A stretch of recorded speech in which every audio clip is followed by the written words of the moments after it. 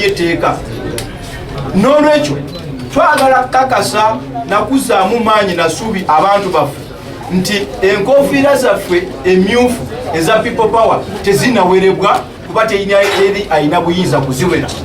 Enkofiira zaffe ziriko akabonero aka omukono nga guli mu maapu ya Uganda. Kati kiba kitegeeza nti kaawukana ku kabonero UPDF ke yagambye ntiko kaako.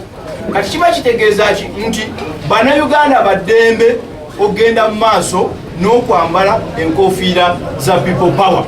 Of course tukimanyi nti waliwo abantu abazze abini gavumenti eno eyina ebyafaayo okukozesa amateeka okunyigiriza abagivuganya. Bwe yali yakajja mu buyinza 86 yaleetawo etteeka erikugira ebibiina by'obufuzi. Emabegakaawo baleeta etteeka erigaana abantu okubeera n'enkuŋŋaana mu Kampala wakati. Twakolako wano ebibiina bibiri FOC ne FOGC ne babiwera. Naye eyo si nkola ya wano yokka.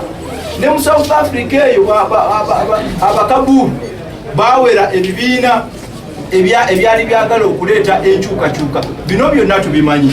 Kakati kiki kye tuzaako? Nga tumaze okuwa abantu obukakafu nti tebamenye etteeka lyonna.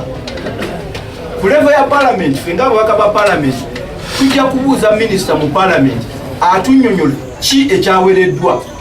Buli nkofiira ya red yawereddwa, buli kintu kya red kyawereddwa, oba eyo yokka eriko akabonero ak'eggwanga. Okusinziira ku kyana abatuseemu kyekijja okusalawo okuzzaako, naye nga ekyekooti nakyo kiri waggulu nnyo ku bye tuzzaako. Naye tugenda kikola tutya? Tetugenda kuwaabira gavumenti, twagala kuwaabira muntu kinnoomu.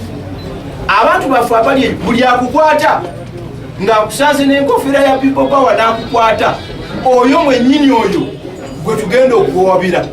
Abantu bamanye nti gwe omuntu kinnoomu tetugenda kukkiriza kutyobola ddembe lyaffe nga tutunudde butunuzi. Kati abantu bakimanye eyo yonna gye muli